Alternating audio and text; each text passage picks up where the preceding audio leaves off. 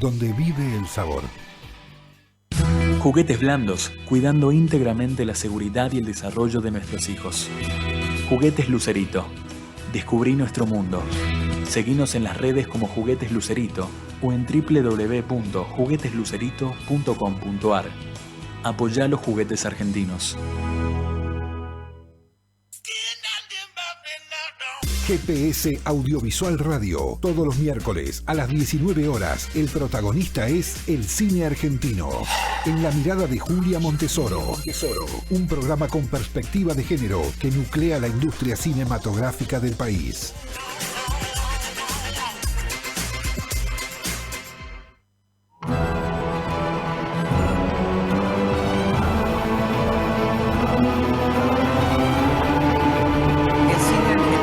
El cine argentino no volverá a ser el que es hasta ahora. Nosotros, desde GPS Audiovisual, en este 2025, más que nunca, apostamos y creemos en la cultura como pilar fundamental de una sociedad. Una cultura que sea libre, plural, accesible y que cuente con recursos del Estado para el desarrollo de la cultura y de nuestra sociedad. Bienvenidos a GPS Audiovisual Radio, con la producción periodística de Norberto Chap, la conducción de quien les habla, Julia Montesoro, en los controles Gonzalo Sorais y en la dirección artística Jessica Bernardú. Tenemos el placer, el enorme placer de tener a dos formidables invitados aquí en el piso en el comienzo de esta emisión de GPS Audiovisual Radio. Me estoy refiriendo a los productores Valeria Vistagnino y Tomás Eloy Muñoz de Mostra Cine, una casa productora que va cada vez más alto y más fuerte. Ellos acompañaron el estreno, la premier mundial en Sundance de La Virgen de la Tosquera, la nueva película de Laura Casabé. Y ahora, recién llegados, a poquito de haber estado allí en Sundance, están aquí con nosotros y los recibimos. Muchísimas gracias por acompañarnos, chicos. No, muchas gracias, Julia, por la invitación. La verdad que estamos muy contentos de estar acá con vos, así que felices. La Virgen de la Tosquera está prevista se habla como uno de los estrenos, los grandes estrenos del año del cine argentino. ¿De qué trata? ¿Cómo empezó este proyecto? Bueno, la peli es un proyecto que arrancó hace muchos años, en el 2019 ¿fue? 2019. En 2019. Donde estábamos con Laura terminando Los que vuelven, que fue la película anterior, Sí. y bueno, con qué seguimos, qué hacemos, y bueno, queremos hacer una película de cuentos de Mariana, y ahí empezó todo el armado, donde Laura se junta con Mariana, y recuerdo, con Mariana Enríquez, y recuerdo que cuando me llama y me dice, bueno, me junté con Mariana, yo le consigo el teléfono a través de mi hermana, que es periodista, se junta con Mariana y me dice, ¿puedes creer que vino a la reunión y estaba con el borrador de nuestra parte de noche? Me quedé así, Laura es fanática, es como, cada vez que hablo con Mariana es como estar hablando del chico que me gusta, como algo así que se ríe mucho, y bueno, y a partir de ahí, hablamos con su representante española y fue previo a la pandemia, y estuvimos 2 años. Digo, ahí contrato va, contrato viene, siempre como, hasta que en un momento la representante me dice, pues coño tía, que Mariana lo quiere hacer, así que dejemos de dar vueltas, y la verdad que fueron muy solidarios, Mariana desde siempre apoyando la película, y bueno, y después a partir de ahí empezamos el desarrollo del guión, que tuvo varias instancias, fue muy largo todo ese proceso. Y una vez que tuvimos una versión súper sólida, empezó su recorrido por foros, el foro de San Sebastián, ganar el premio de Sitges en Pitchfork. Se sumaron nuestros coproductores nuevos, o sea, mexicanos, el Mr. Miyagi, Caponeto, y ahí se fue armando. Pero bueno, del 2019 hasta esta instancia, en el medio nos agarró la pandemia. Entonces hubo ahí un parate, renegociar la opción del libro, que en el medio Mariana gana el premio Herralde en España, entonces toda su obra se vende, y nosotros diciendo, por favor, que no se estaba venciendo, y era como, bueno, ¿cómo seguimos? Pero la verdad que fue siempre como muy acompañando la película, y también la verdad que y leyó el guión, hizo sus comentarios, vio la versión del guión, siempre como muy proactiva, y la verdad que cuando la vio estábamos todos diciendo, por favor que le guste, y la verdad que le gustó un montón. Y la vio hace muy poco. La vio hace muy poco. La vio antes de que Laura viaje a México a terminar el corte final.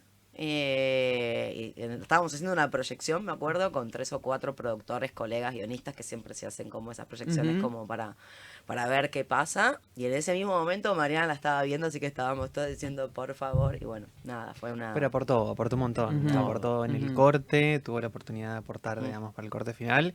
Y también hizo devoluciones en lo que fue el proceso del guión. Digo, estuvo muy presente durante todo el proceso.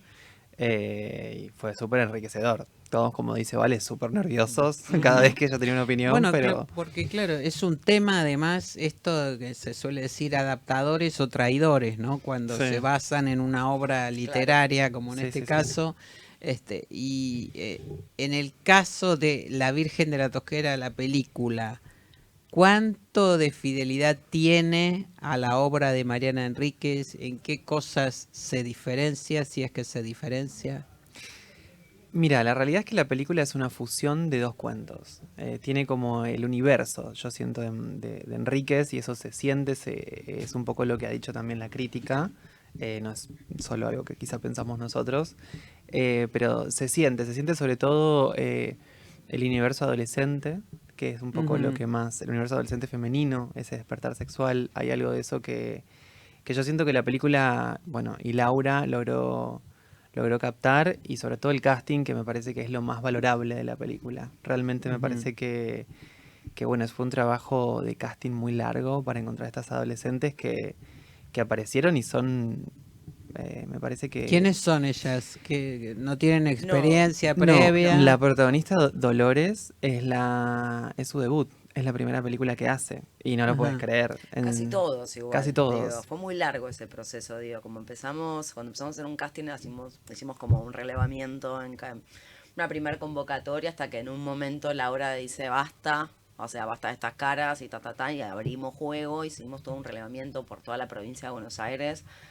Y la verdad que ahí aparecieron. Entonces tenemos nuestra grupa, nuestros bebos, que les decimos, ya están todos re grandes, pero digo, Natalia es la única de Capital, nuestro personaje es Dolores Oliveiro, pero que apareció última, ¿viste? Lo que pasa siempre, como apareció última, ella ni quería ser actriz. Es bailarina. Es bailarina y demás. Y la verdad que hablábamos, y las otras 2 chicas, una es de José Cepaz, otra es de Moreno, el otro es el Diego, el personaje masculino, es de Lanús. Cuando Mariana se entera de lo que habíamos hecho de esto, dijo, me vuelvo loca que del casting que armaron y que los protagonistas sean de la provincia, porque Mariana está el corazón muy anclado. Y una de las cosas que charlábamos en Sandans, que también fue uno de los directores de casting, porque los hicieron Mana y Katia Mitre con Lisandro Vera, y después hubo una pata en Mendoza porque se filmó en Buenos Aires y en Mendoza. Hablábamos de que sean como... o sea, actores que están en sus primeros pasos, habiendo hecho tan poco, había algo de que estaban tan vírgenes como para trabajarlos y que se entreguen. Entonces, una vez que tuvimos ese casting, estuvimos meses, los 5 juntos, ensayando y armando un poco esa conexión entre ellos. Y es algo que realmente en el festival fue como muy marcado, como hablaban de que... impresionante, no solo de la protagonista Natalia, que es como, no puedes dejar, es como hipnótica, de todos, está todo muy bien construido. En el medio también el personaje de Silvia, que es el personaje más grande, que viene a romper en este grupo y su paz y armonía, es una actriz mexicana, que es Fernanda Echeverría, que también vino acá, no parece mexicana, le hicimos todo un trabajo en el acento y la cauchamos y demás, entonces, porque no era la idea. Así que bueno, fue un trabajo largo de todo el año. La filmamos la filmamos en el 2023. Hace un año, literal. Entonces todo No, es algo que prestamos mucha atención al tema del casting desde la escritura del guión, que bueno, que fue muy familiar la escritura del guión, porque digo, si bien por supuesto Benja es el guionista, Benjamín Neistat, fue como, la incubamos mucho a la película, y desde pensar cómo iba a ser, íbamos pensando un poco entre el equipo de productores y Laura, a dónde teníamos que poner el foco y a dónde destinar los recursos para hacer, para hacer valer la película y la historia.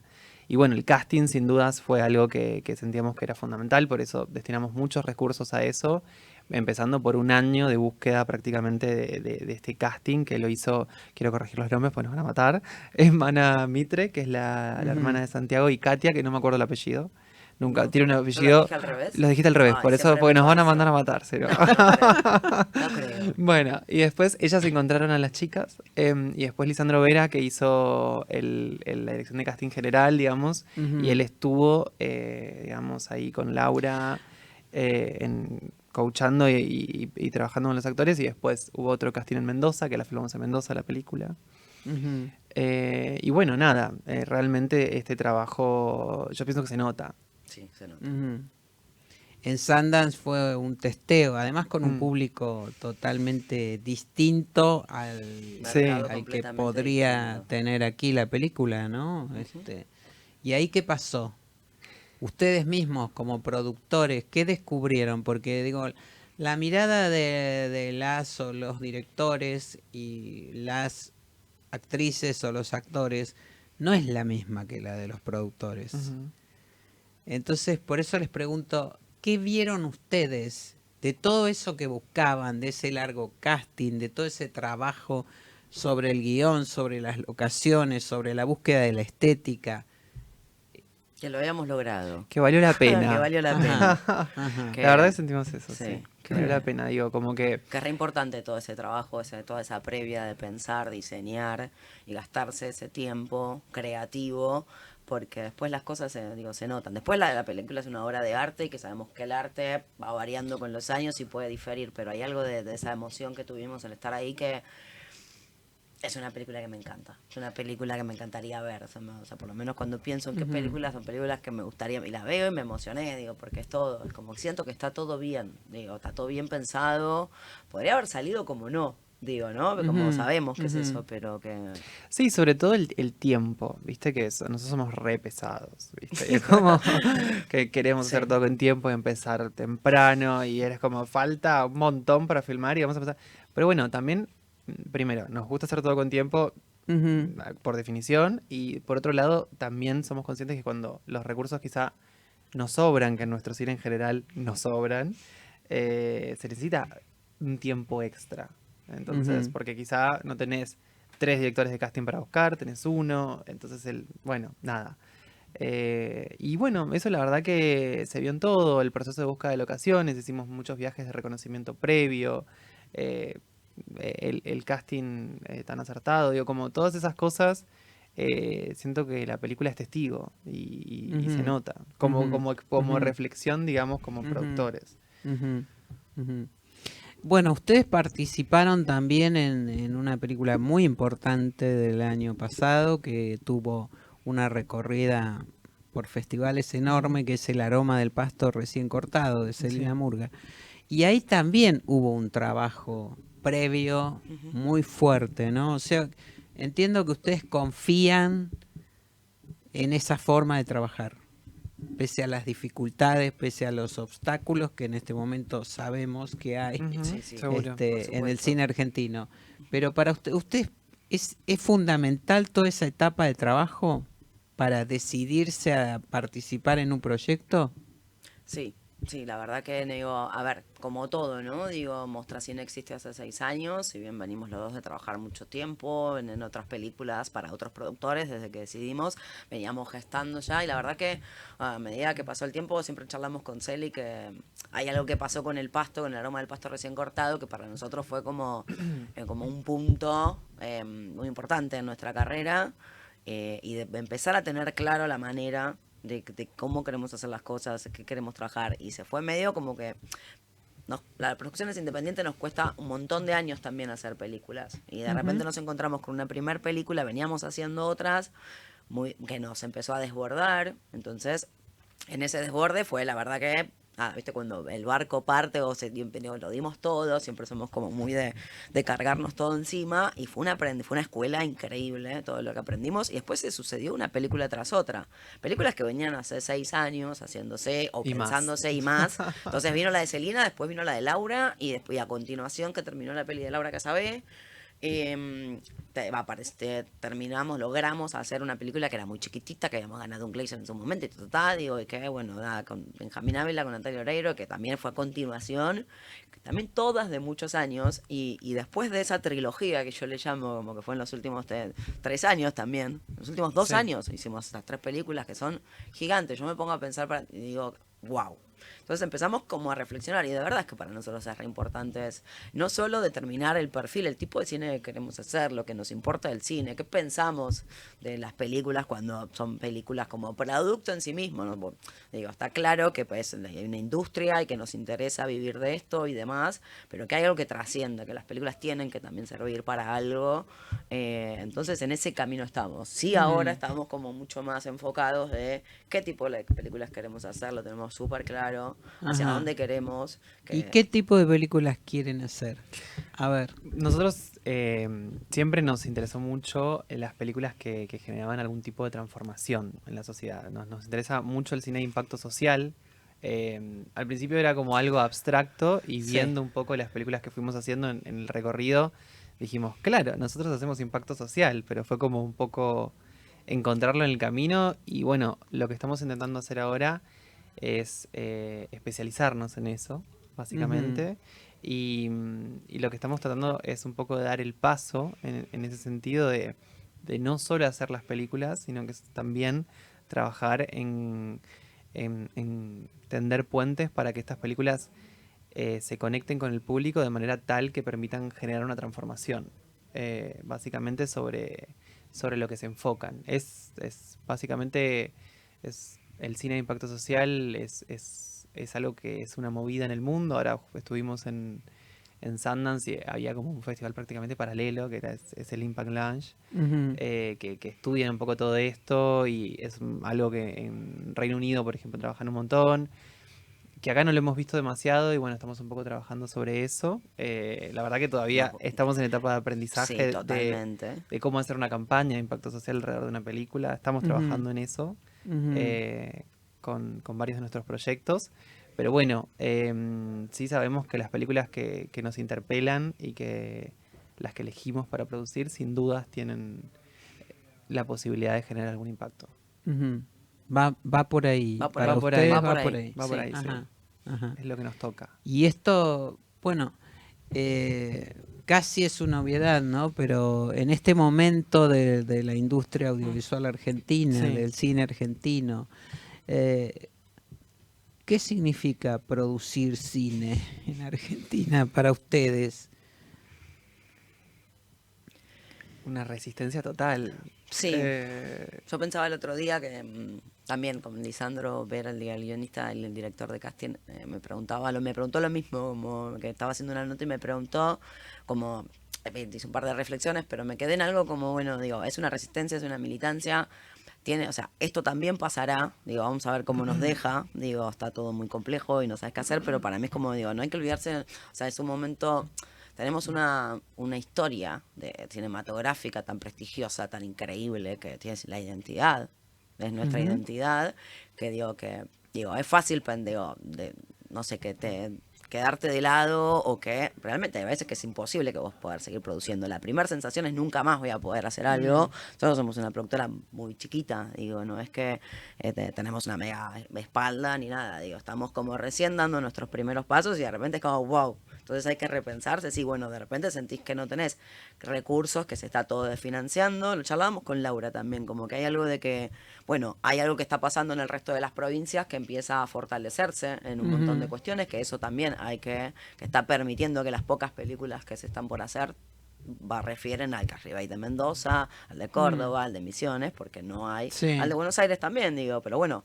es eso lo que ahora está, pero que es para muy pocos. Entonces pensabas como, bueno, ¿qué es hacer cine? Digo, es lo que quiero hacer en mi vida, es la única forma que tengo, o sea, me pienso en hacer cine. Y sobre todo para pensar esa resistencia es el por qué lo hacemos, claro, ¿no? Como digo, ¿qué cine hacemos y por qué, para qué? Y bueno, nosotros un poco la explicación, otros la encontrarán en otro lado, nosotros la encontramos puntualmente en la posibilidad de transformar realidades. Y nosotros creemos en el cine como como una herramienta que realmente tiene esa posibilidad, tiene esa capacidad. Pensando en los públicos también, porque hay algo de lo que hay que hacer, Claro, es eso, sí. digo, ahí es donde vamos, donde uno tiene que como pararse, digo, cuando decimos impacto social puede sonar algo de que, bueno, Sí, digo, la revolución. no, digo, a ver, Exacto. podemos hacer, nos interesa hacer impacto social en cine, en ficción, digo, que me parece que es lo que más interpela al público en general, y no tenerle miedo a la palabra de autor comercial y masivo, digo, que hay algo de eso, que me parece que hay historias como todas, que se pueden transformar en eso, que también es la manera de llegar, digo, es muy difícil que a veces determine,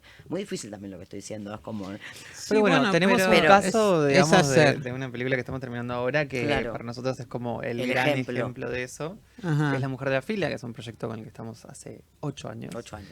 Desde antes de fundar Mostra, como decía Vale, estuvo en un Glazer y demás. Y es una película que un día escuchando la radio, escuchamos una historia que dijimos, esta historia es Esto es un increíble. Era una nota que le están haciendo a una mujer y dijimos, esto tiene que ser una película. Conseguimos el teléfono de Andrea Casamento, que es la protagonista. Logramos que nos dé con mucha confianza los derechos para hacer una película de su vida. Y empezamos como con una fantasía de que algún día Natalia Oreiro Siempre era Natalia Oreiro. la sí. interprete. Siempre. Bueno, 8 años después, Natalia Oreiro nos dijo que Sí. sí. Benjamín Ávila, que era para nosotros una referencia a su película Infancia Clandestina de eso, Sí. nos dijo que sí. Netflix se sumó al proyecto. Sí, sí. Y es una película completamente de impacto social, que habla sobre los familiares de detenidos. Y Las bueno, mujeres familiares detenidos. ¿Qué Exacto. pasa con esas mujeres? Y ahora, Específicamente. bueno, ya están por estrenarla. en postproducción estamos ahora. Sí, se Ajá, estrena en y- el último ajá. trimestre de este año. Ajá. ¿Y La Virgen de la Tosquera? También. También, no tenemos fecha, pero como hablábamos hace un rato, también nos Pero nos ahí estarían está. pasando todas las cosas juntas. También se está apuntando al último trimestre del año. Bueno, Valeria Vistagnino, Tomás Eloy Muñoz, muchísimas gracias por esta presencia aquí en los estudios de GPS Audiovisual Radio, por estas películas y esta dedicación al cine argentino. Muchísimas gracias. Gracias a vos, Julia. Muchas gracias por la invitación. Gracias. Seguimos en GPS Audiovisual Radio.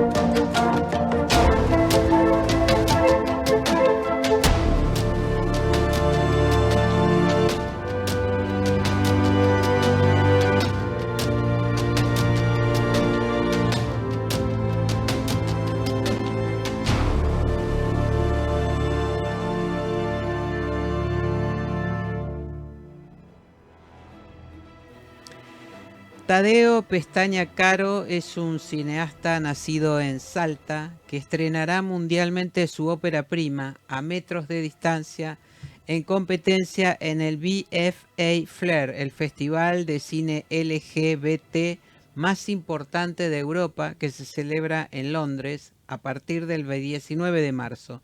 Estamos con Tadeo Pestaña Caro. Muchísimas gracias por acompañarnos. Bienvenido a GPS Audiovisual Radio. ¿Cómo estás? Hola, ¿qué tal? Buenas tardes. Muchas gracias. Bueno, ¿cómo te cayó la noticia, recibir la noticia de que vas a estar en este festival con tu primera película? ¿Qué estabas haciendo en el momento que te enteraste? ¿Cómo fue? Mira, estaba entrando a mi casa por tomar el ascensor y de repente veo que me llega un mail y este mail lo reenviaba a nuestra distribuidora y diciendo que habíamos sido invitados a estrenar la película en Londres. Y por supuesto que lo primero que hice fue pegar un pequeño saltito de emoción. Y después de ahí escribirle a mis productoras y decirles, chicas, acaba de llegar este mail, ¿lo vieron? Y bueno, y ahí un poco empezamos a manejar con la idea de Londres. Porque bueno, fue una noticia muy esperada. La verdad que fue Ah, algo que nos costó casi 5 años de producción. O sea, desde que empezamos a hacer la película hasta el día del estreno van a ser casi 5 años. ujú, Sí. Bueno, ¿y qué es A metros de distancia? ¿Cómo la definirías? Yo creo que A metro de distancia es una película en la cual buscamos retratar a una generación y, y la buscamos, digo, porque siento que fue una película de una generación de cineastas y de estudiantes de cine que pasamos a ser cineastas, que dijimos, bueno, queremos hacer una película, yo un poco fui en este caso la bandera de eso, queremos hacer una película que hable un poco de todos los problemas vinculares o desafíos vinculares que tenemos en el día de hoy.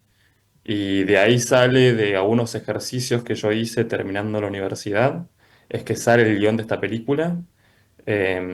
Pero fue un poco juntar a un grupo de amigos, mis compañeros de la facultad, Ujú. castear actores, ahí lo conozco a Max Swen, que es el protagonista de la película, y empezar a filmarla buscando algo de representación quizás a través del cine que a todos nos gusta, ¿no? Del cine que todos consumimos, porque somos Ujú, todas personas que vemos cine, hablamos de cines y al mismo tiempo queríamos empezar a hacer cine. ujú. Entonces, yo creo que la película es un poco el fruto de eso, de como esas ganas que teníamos de hacer cine y que se vuelva posible hacerlo. Ajá. ¿Y cuáles son las influencias? Ya que me hablas del cine que vemos y que nos gusta, ¿cuáles son las influencias para esta, tu ópera prima? Y mira, yo creo que la influencia más grande para esta película en particular es Scorsese. La película cuenta una noche, cuenta un Mm, personaje que recorre una noche frenética muy referente a After Hours, como que siempre tuvo en la ajá, cabeza After gran Hours. película. Gran película que siempre disfruté mucho, pero por supuesto que después empezaron a entrar un montón de otras referencias, desde Tsai Ming-liang Ujú, a Mean Girls. O sea, como que están los dos puntos en ajá. contraste. Y creo que la película habita un poco, va de un lado al otro, puede pasar del suspenso a la comedia. Y siento que esas son las referencias con las que terminamos de armar la película. Pero como te digo, también siento que fue una película que se encontró, como que se encontró a sí misma. La fuimos encontrando en los 4 años de rodaje que tuvo. Porque es una película que cuenta una noche pero que se filmó en 4 años. Ajá. ¿En dónde se filmó? Todo en Buenos Aires. Yo vivo en Ajá. Buenos Aires, se filmó todo en Palermo, en las calles de Palermo y un poco recreando la vida nocturna, porque bueno, sigue la historia de un personaje que quiere ser parte de esa vida nocturna, eh, pero que bueno, tuvimos que reconstruirla porque tuvimos una pandemia en el medio y la pandemia nos Mm, cortó la película en pleno rodaje. Entonces como que hubo algo, por eso digo algo de encontrarla, ¿no? Como de reescribir en base a las circunstancias que había. Bueno, no podemos filmar en un boliche lleno de gente porque no se puede convocar a extras, entonces, mm, bueno, vamos a filmar a la calle, salgamos a filmar a la calle, veamos qué pasa con el personaje caminando por la calle y encontrándose con diferentes situaciones. Bueno, y todo un poco, eso cambió mucho, hizo cambiar mucho la película, el guión, y sobre todo fue un ejercicio de filmar para avanzar y que la película exista. ujú. Bueno, y ahora la película se presenta mundialmente, digamos, este es el estreno Sí, mundial, ¿no? En el festival LGBT más importante de Europa. sí. ¿Esto es algo buscado también o simplemente se dio con este proyecto? Eh, Yo creo que, ¿Vos yo te creo que identificás con ese mundo? sí, me identifico seguro. La película toma a un personaje homosexual de 20 años Ujú. que quiere entender cómo vincularse hoy en día sexo afectivamente. Y bueno, hoy en día a esto me refiero con mi generación, ¿no? También como la gente que me rodea y mi grupo de amigos que me rodean, siento que todos fuimos un poco educados en una forma de vincularse que tiene que ver mucho con eh, lo, lo líquido, lo sexual, lo líquido, lo Mm, afectivo mm. y sobre todo esta idea de un catálogo constante que uno tiene en el teléfono. Sí, sí, sí, Yo sí. tomo tomo como objeto de estudio en la película quizás estas aplicaciones tipo Grindr, Tinder, que lo Sí, único que hace es mostrarte un mercado de cuerpos sí, y te genera esta ilusión un poco de poder acceder a eso, ser sí, parte de eso y al mismo sí, tiempo satisfacerse con eso. sí. Y yo creo que dentro del colectivo LGBT es algo que pegó muy fuerte, también por esta idea de cómo me reconozco con otro, ¿no? Me reconozco Ujú, con otro entrando a una aplicación y poniendo yo busco hombres o busco mujeres mm, de tal edad. Entonces creo que finalmente estrenar en Londres en este festival tan importante quizás fue algo buscado inconscientemente y al mismo tiempo siento que nos encontraron, porque distribuir una película, seguramente vos lo sabrás, es bastante ujú. complicado y más cuando es tu primera película y la hiciste con tus amigos. O sea, Sí, y como que más en esta situación por la que estamos atravesando, más aún todavía, en más todavía Argentina y en también, particular, ¿no? sí, sí, hay una crisis también de los festivales cada vez son más Ujú. chicos, cada vez se pueden tomar menos riesgos Sí, y por supuesto. sí, sí. Bueno, Tadeo Pestaña Caro, entonces director de A Metros de Distancia, que va a tener su estreno mundial en este importante festival LGBT de Europa. Estaremos atentos a todo lo que ocurra entonces a partir del 19 de marzo, ¿es la El fecha? 19 y estrenamos el 20, es el estreno mundial ahí en la sala Ajá, 1 de Southbank, así en Londres. ajá. Y bueno, voy a estar ahí presentándola. Espero Bueno, que tengamos una buena repercusión y ojalá estrenemos en Argentina pronto, porque lo que más me gustaría es estrenarla acá claro. y que toda la gente que participó y a toda la gente a la que la película le habla eh, puedan estar en una sala de cine ah, en el lugar donde queremos que la gente vea Claro, cine, ¿no? claro, exactamente, donde nació la película y de lo que habla, ¿no? Porque Exactamente, exactamente. habla de nosotros. Habla de nosotros, Muchísimas, exactamente. Bueno, muchísimas gracias, ¿eh? gracias por este contacto y bueno, lo mejor allí en Londres. Estaremos Dale, muy gracias. atentos. Hasta luego. Seguimos en GPS Audiovisual Radio.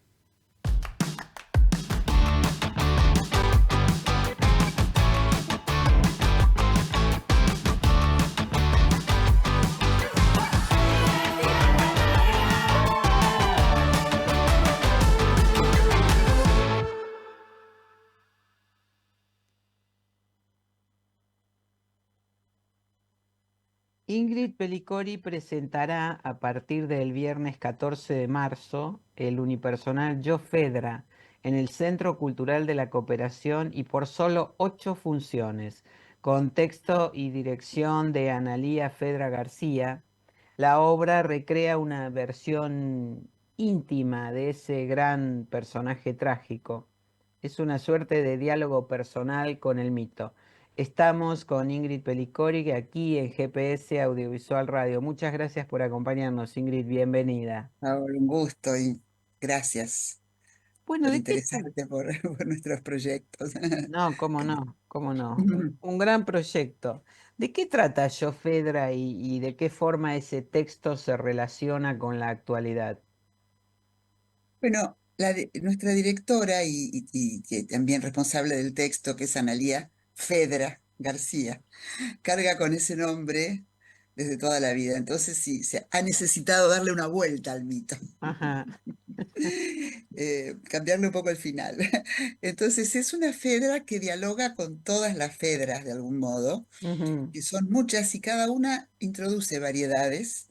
De hecho, ya parece que Eurípides tenía otra anterior, aparte de Hipólito, que también, ya ahí había variaciones. Después cada uno, hay muchas Fedras, la de Racine es una de las más ujú, conocidas, pero hay muchas, y todas tienen varias, incluso hay una película, ¿no es cierto?, de Jules Dassin, con Melina Mercury, y cada ujú, una tiene, y esta Fedra nuestra también, es una Fedra que, como se dice en algún momento, atraviesa los tiempos. Este no es netamente de hoy, ni tampoco netamente de ujú, ayer. Es algo que ujú, atraviesa, quizás por algo de un rol femenino y de una revisión de ese lugar. Entonces es, como vos decís, un diálogo consigo misma, pero también juega con un poco la idea de la tragedia griega, ¿no? Yo misma soy por momentos la narradora, que es como el coro o el corifeo, ujú. y alternadamente la que vive. las situaciones, la Fedra que vive, ¿no? Ese como cambio de perspectiva nos permite primero avanzar en la narración y luego no estar siempre en un nivel de intensidad, ¿no? Pero además hay un final diferente, hay una vuelta de tuerca, Ajá. un empoderamiento diferente de esta Fedra. Claro, Así más, que más bueno, acorde con los tiempos entonces más que nos acorde con los tocan tiempos, por eso vivir. digo, más acorde con la revancha que alguien que se llama Fedra Claro, ese nombre. necesita hacer sobre el mito. Y también esto, ¿no? La posibilidad de seguir dialogando con los mitos, que Ujú, van a algo muy, muy constitutivo de lo humano y por eso nos siguen hablando, pero también nos permiten dialogar y tener nuestras nuevas perspectivas, visiones, etcétera, de esos mismos mitos. ujú, ujú. Bueno, recién mencionabas que la dirección, la obra, ¿no? Y la dirección es de Analía Fedra García, pero ¿cómo elaboraron juntas la apuesta? ¿Cuál es tu parte? ¿Cómo intervenís vos en estas cuestiones? ¿Qué aportes o Claro. sugerencias haces? Bueno, para ser completamente franca, en realidad mi colaboración empezó en el texto, porque de hecho yo incluso figuro como colaboración en el texto, porque Analía tenía la idea y tenía como un boceto y a partir lo fuimos trabajando y a partir de eso ella fue reescribiendo cosas, yo propuse otras, algunas sonitas, por ahí las reescribí yo, en fin, lo fuimos como entendiendo qué queríamos hacer con el espectáculo, también desde el punto de vista ya de la dramaturgia, y como fue un Ujú, poco a la vez de irle poniendo el cuerpo, ¿no? ujú, Entonces, en ese sentido, fue un diálogo también entre nosotras, un diálogo realmente muy, muy cómodo, muy amable, muy de encuentro, de ponernos muy rápidamente de acuerdo con todo y tomar cada una lo que proponía la otra. Así que en ese sentido fue muy, muy simple, muy fácil. Fue un ujú. proyecto que la gente lo mira, parece difícil y fue fácil. Fue Ajá. fácil por cómo nos entendimos nosotras, por cómo a dónde le fuimos al material y también porque en cuanto a expresión a mí es un registro que me queda, que lo conozco. No exactamente en este personaje, nunca me gusta hacer cosas que ya hice para nada, Ujú, siempre quiero buscar diferentes cosas, pero sí que es un registro, sí que yo tengo una cosa con la palabra, con lo sí, poético, con lo trágico y con lo intenso. Entonces era un material la verdad me resultaba afín. ujú, Y ujú. bueno, fue, como te digo, un proceso muy, muy grato, muy sin obstáculos. Claro, Y placentero, nutriéndonos de ¿no? todas las Claro. fedras y leyendo y viendo las películas y viendo lo que se hablaba y viendo qué nos podía servir y qué no y qué queríamos nosotras contar. Ujú, Así que bueno, ujú, y sí, respecto de la apuesta también, un poco fuimos configurando esta idea de que no es una sola Fedra, sino que Fedra y el Corifeo y qué tipo bueno, ella ya lo acompañó desde el planteo de iluminación, etcétera, ujú, como que cuando es el Corifeo es una luz y cuando es Fedra es otra, pero además era algo que me permitía también entrar en algo muy intenso y de pronto narrar, ¿no? Entonces ujú, eso nos ujú, daba también ujú, muchas ujú, variedades posibles de expresivas, porque también es un espectáculo breve, muy concentrado de la historia de Fedra, muy al hueso de lo que ocurre, pero dentro de eso queríamos encontrar la mayor cantidad de matices, hasta de humor, ajá. y de variedad, bueno, entonces en eso estuvimos todo el tiempo muy acompañadas las dos, muy de acuerdo. ¿Qué implica el desafío del unipersonal, Ingrid? ¿En qué aspecto modifica tu concepción de un espectáculo?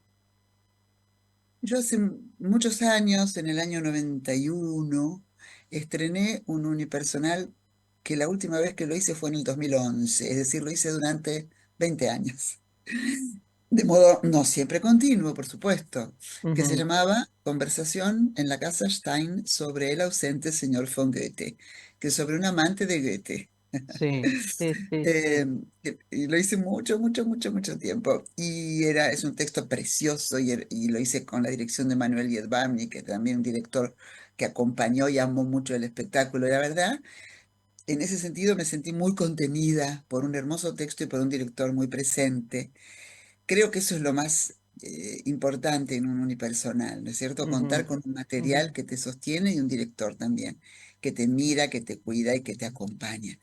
De todas maneras, yo no tenía. Después hice otro, mucho más breve en el tiempo, muy hermoso, Mariposa de pies descalzos, dirigido ujú, por Laura Schussen, pero la verdad es que no quería ser más unipersonal. No, no por lo escénico, en la escena no me siento sola por estas razones que te digo, ujú. pero sí está toda la parte gregaria del teatro, que llegás, que los compañeros, que el camarín, que charlas, Claro. que... Y es, viste, como, ay, no, sola. Todo eso no está, claro, claro. Bueno, hay Claro, un ¿viste? equipo que acompaña desde el Sí, pero no es lo backstage, mismo que ¿no? los otros actores que estás en el Claro, escenario y que ya. claro, Bueno, claro. entonces, ay, no, no, pero efectivamente, Analía acompaña muchísimo, está muy presente, tiene mucho compromiso con el espectáculo, y también Tomás Schaefer, nuestro asistente de oro, que también es. O sea que, para contestarte, no, no, no, arriba del escenario, cuando el material es potente y las circunstancias a favor y no está acompañada por una mirada de un director, una directora, no, no, no siento nada muy, muy Ujú, diferente o muy especial. Sí, ujú. en la parte gregaria social de ir a hacer una función con otros actores. Claro, claro, claro. Compartir y espejar, ¿no? Tal Las cual. Sí, experiencias, sí, sí, sí, sí, sí. imagino No, yo. y aparte que el teatro verdaderamente, en lo profundo de su esencia, es colectivo. Entonces Claro. hay algo que en el unipersonal es como que, no, no sé, Se un poquito diluye, contra se natura. diluye, claro. Sí, Bueno, sí, Yo sí. Fedra se estrenó el año pasado. Sí. ¿Qué lecturas tuviste del público que le dieron otra significación al espectáculo? Y la hicimos, bueno, en el Centro Cultural de la Cooperación los Ujú, viernes, como va a ser ahora nuevamente. Y la verdad que tuvimos una respuesta del público muy, muy linda. Primero de mucho interés de venir y de verlo, de evoluciones muy entusiastas. Quizás, no sé si lecturas distintas. eh, o alguna mirada que no esperabas, ¿no? O que no esperaban ustedes, digo, como grupo creativo. no, no, no. Ujú, La verdad que no, ahora no, no, no te lo podría decir, pero así como diferente, como algo que ujú, nos... ujú. No, siempre hay algo que uno no pensó, pero no, no digo en algo puntual, como Ah, un matiz, una idea, Nosotros también nos queríamos basar un poco en una obra sobre el amor, sobre el deseo, como que quisimos hacer un poco hincapié en ese aspecto, ¿no? ujú, En ujú, en la defensa del deseo, de esta mujer que desea a ese hombre joven, que ujú, es hijo de su marido, además. Eh, Está o no presente el tema del incesto, es relativo, no es su ujú, hijo, es del ujú, marido, hay o no hay incesto, en fin, es un borde. Pero sí hay una mujer madura enamorada de un hombre joven. En nuestra ujú, versión, Hipólito le corresponde. ujú. En la mayor parte de las versiones no. No. Aunque en la película sí, en la que se hizo, pero en general no. Pero bueno, nos importó hacer un pie importante, un pie fuerte ahí en el tema del deseo, del asumir el deseo, ¿no? Creo que Ujú, eso, ujú, ujú, más que la transgresión u otros aspectos que se pudieran poner en primer plano, ¿no? ujú, ujú. Sí, cómo Eso, vive una el mujer el derecho, deseo, el derecho, ¿no? perdón. Claro. No, no, digo, me parece que ibas en esa dirección. ¿Cómo vive una mujer el deseo? O qué se Sí, permite respecto del deseo, ¿no? exacto. El derecho a asumirlo, sí, Ujú, sí, sí. ujú, ujú, Fuimos más por ese lado, haciendo en ese lado un foco un poco, ¿no? Y creo que eso igual sí se percibió. ujú, Y también por eso hay un pequeño corrimiento de mirada. Pero bueno, obviamente cuando uno se mete con un mito hoy, siempre va a tener que necesariamente elegir una resonancia que hoy nos diga algo, ¿no Ujú, es cierto? ujú. Pero no es solo una cosa arcaica de reconstrucción de... No, siempre está el punto por donde nos sigue hablando. Claro, totalmente. Eso es Seguir lo escuchando eso. interesante del reencuentro, ¿no? O la relectura de esos mitos. Exacto. Sí. Que siempre tienen algo, por eso siguen vigentes y siguen haciendo, porque hay algo que resuena, pero distintas cosas resuenan a Ujú, veces, ujú, o de ujú, distinto modo, o para cuestionarlas también, o para... Nosotros también hicimos una vez, justamente con Analía, hace muchos años, una obra que se llamaba Greek de Steven Berkoff, ujú, en el año 2012 creo que fue, y donde también es un Edipo, pero también termina al revés.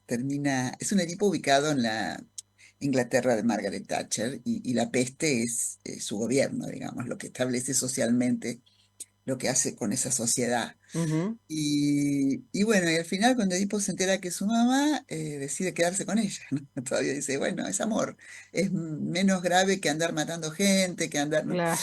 Por supuesto, no es para, es provocador, Sí, no sí, es sí, sí. para, no sé, promocionar el incesto, no, no es la idea, pero hay algo de revertir un gesto.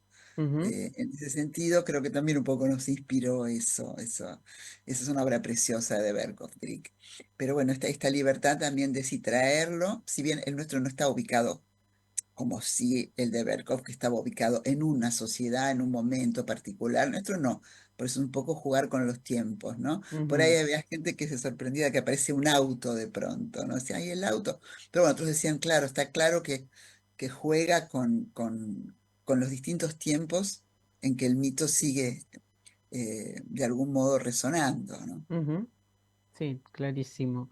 Bueno, frente a esta coyuntura, ¿cuál es la necesidad del teatro hoy y más aún del teatro independiente?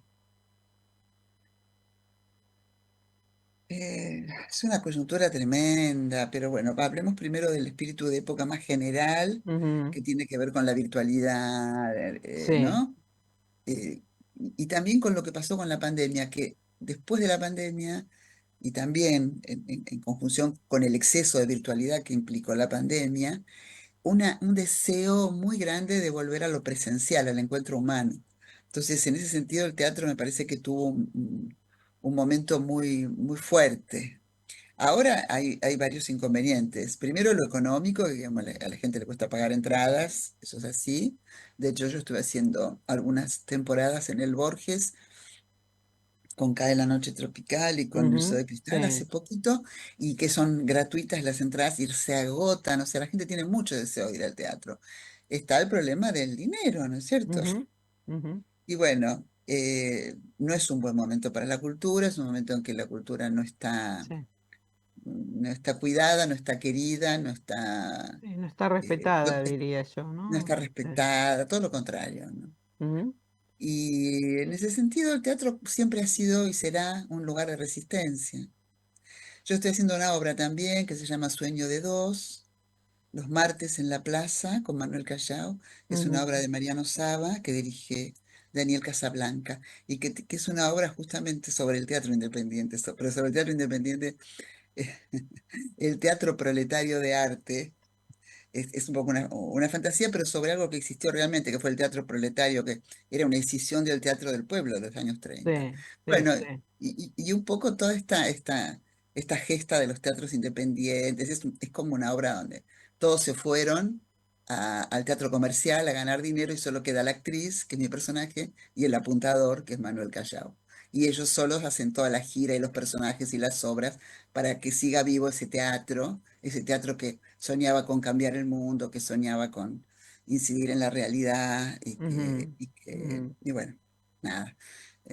Así que bueno, es una obra que la habíamos pensado hace un par de años entre pitos y flautas, pero ahora se estrena y tiene como una resonancia mucho mayor, mucho mayor. claro, claro. Eh, ¿El pero sí, teatro modifica? sí, en un punto sí. Ujú, Me acuerdo que justamente cuando estrenamos esta obra Sueño de Dos, vino un amigo mío, antiguo compañero de colegio, o sea, nada que ver con el teatro, y si bien la obra tiene aparentemente el tema del teatro, y me dijo, mira, que le había encantado. Me dice, llegué abrumado por la realidad y salí contento, conmovido y agradecido.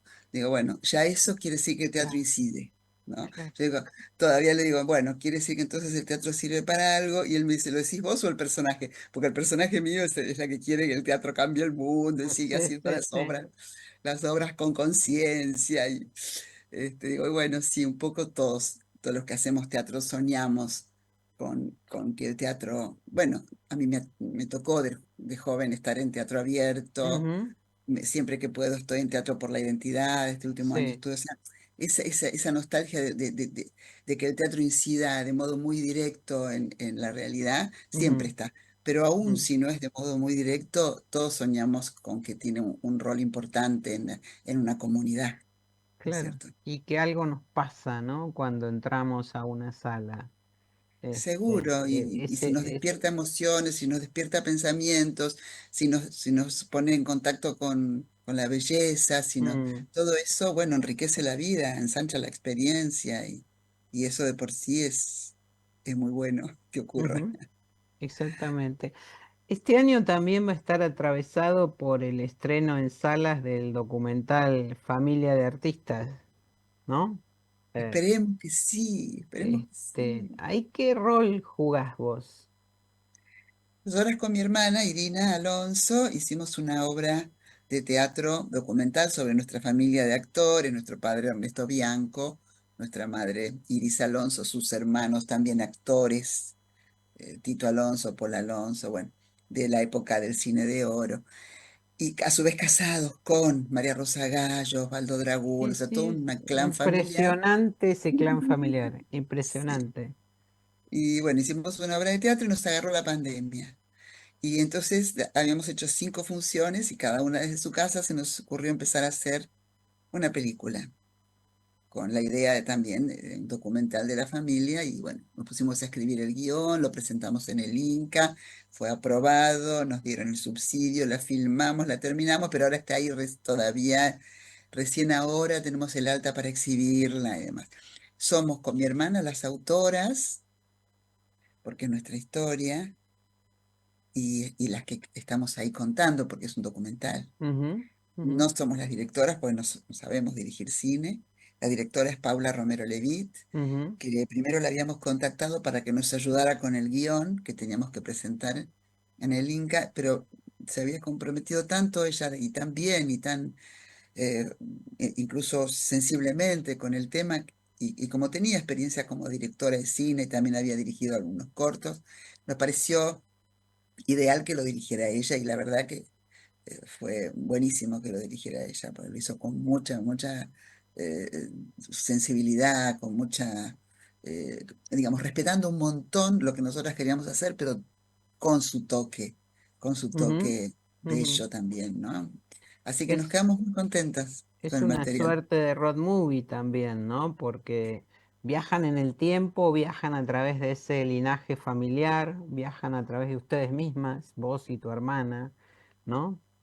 Y Este, también viajamos a Mar del Plata también a Mar en la del película. Plata, exactamente, donde había alguna casa familiar, ¿no? En algún No, momento, no, había unas casas, pero no eran propias, eran las que se alquilaba año tras año, para las por- temporadas. porque papá hacía todos los veranos temporada. Entonces pasábamos todo el verano en Mar del Plata, y era el momento en que estábamos mucho con todo el clan familiar, porque nuestra tía Pola con Dragún vivían en la misma casa que nosotros, en Mar del Plata, y María Rosa Gallo con Tito Alonso, que alquilábamos la misma carpa, y Claudio Dapasano, que era el hijo de María Rosa, era el primo, y Alejandra también, pero era mayor, ya no estaba en esa dinámica, digamos, Ujú, pero ujú, entonces era como el momento del clan familiar. Además, mi papá hacía obras con María Rosa y con Tito, y obras de Dragón, o sea, eran como emprendimientos familiares muchas veces. O sea que el verano en Mar del Plata eran los momentos donde toda esta familia estaba junta, y muchas veces unida por proyectos en común, ¿no? ujú, ujú. Nosotras éramos chicas, mi hermana ni que hablar, que le llevo 10 años, y ella tenía 10 años cuando papá murió. O sea que todo esto es para ella un recuerdo de muy, muy, muy primeros años de su vida, ¿no? Ujú, Yo tenía ujú. 20 cuando él murió, entonces ya es, bueno, otra historia. Claro, pero hay ahí también un descubrimiento, ¿no? Sobre ustedes mismas, digo, en todo este rastreo Sí, familiar y estas anécdotas y fotos y recuerdos. sí, porque todo surgió cuando murió mamá y vaciamos su casa, una gran cantidad de carpetas con recortes de reportajes a toda la familia a Ujú, lo largo de muchísimos años. Entonces, primero fue encandilarnos con esos reportajes y ahí sí enterarnos de cosas que por ahí no sabíamos, porque, viste, por ahí en la familia no sabes en qué colegio estudió tu papá, sobre todo cuando se murió y mi hermana era muy chiquita y, viste, a los 20 no te mm, interesan mucho los detalles del sí, pasado sí, de tus sí, padres. Eh, y entonces fue enterarnos de un montón de cosas y también fue enterarnos de cosas cuando hicimos muchos reportajes a personas.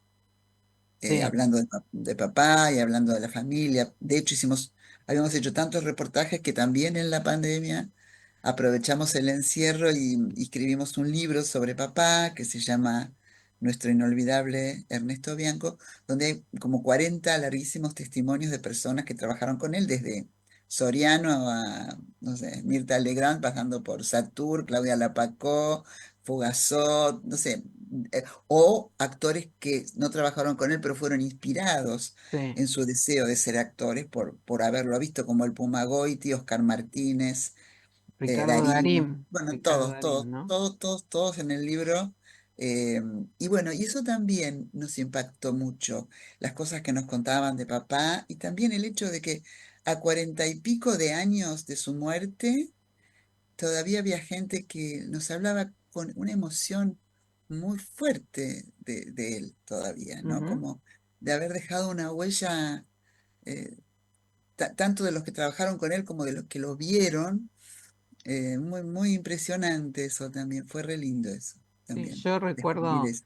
el Cirano en el San Martín. Era muy chica, fuimos con la escuela, con el colegio. Claro, Y me acuerdo mucho de esa. No sé si no fue una de mis primeras experiencias teatrales, digamos, claro, pero sí me acuerdo de esa versión hecha por él. Sí, era muy, muy impactante. impresionante. Claro, bueno, fue su Este, última obra. claro, claro. Bueno, por eso Bueno, el Puma Goiti también, que lo estaba ahora haciendo sí, actualmente. sí, sí, sí. Eso fue todo también una consecuencia de lo nuestro, porque nosotros hicimos una entrevista con el Puma para el libro, porque él siempre habla de papá, de que él se inspiró con... Y cuando hicimos la película lo invitamos a la sala misma Martín Coronado, a que ahí nos contara algo, nos mostrara qué recordaba él. Y él terminó de hacer eso, subió a hablar con la dirección del teatro y propuso el proyecto. Mira. Y después en la obra, no sé si la viste actualmente, pero baja el telón final y dice, esta obra está dedicada a Ernesto Bianco, Cirano por siempre, qué sé yo, ¿no? O sea que Ajá. cada noche se lo vuelve a recordar.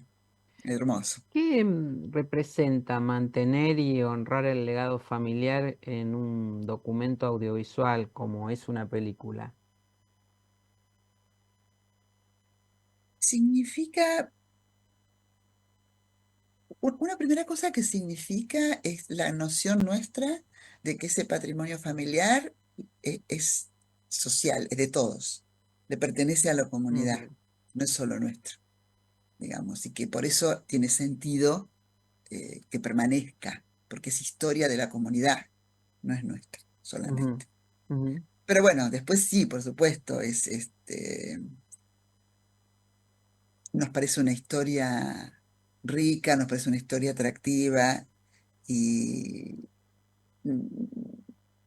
creo que nos funciona mucho eso, que no haya olvido de un patrimonio que es de todos, porque ujú. nosotras sí, no nos vamos a olvidar mientras vivamos, pero hay algo de que permanezca, creo que tiene sobre todo que ver con eso, no tanto con contar nosotros nuestra historia, porque de hecho yo de mí hablo muy poco, o sea, cada una de nosotras de nuestra historia hablamos poco, sí de nuestra sensación de estar en esta familia, ¿no? Pero sobre todo mucho, para mí me funciona mucho eso, que aportar a un patrimonio que es de todos. Absolutamente. Bueno, estuvimos con Ingrid Pelicori aquí en GPS Audiovisual Radio. El viernes 14 de marzo entonces se estrena en el Centro Cultural de la Cooperación y por solo 8 funciones el unipersonal Yo Fedra. Te cuento Muchísimas... igual que el Sí, 9 de marzo vamos a hacerlo, por si hay gente que sí, escucha esto y le interesa, en sí. Morón, Ajá, bien, en el perfecto. Teatro Gregorio de la Ferrer de Morón, el Bueno, 9 de marzo. agregado ese dato, entonces Así como invitamos. alrededor del Día de la Mujer. Ajá, Y tal perfecto. vez en La Plata, pero La Plata no está confirmada, pero sí. Todavía no está confirmado. Bueno, cuando haya novedades, entonces nos contarás, Ingrid. Muchísimas Bueno, los gracias, ¿eh? esperamos, por supuesto. Así estaremos. Así Muchas estaremos. Bueno, gracias. muchas gracias, ¿eh? Un abrazo muy A vos. grande. Muchas gracias a vos. Cariños. Esta fue entonces una nueva emisión de GPS Audiovisual Radio. Los esperamos el próximo miércoles aquí en Radio Trend Topic y en el canal de YouTube de GPS Audiovisual. Y ya saben, como decimos siempre, vean cine argentino. Hasta la semana próxima y gracias por acompañarnos.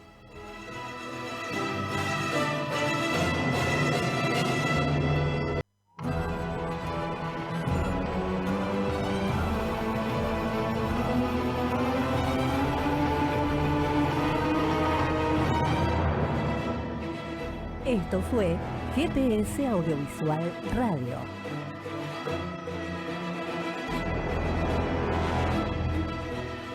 Los esperamos el próximo miércoles a las 19 horas por Radio Trend Topic.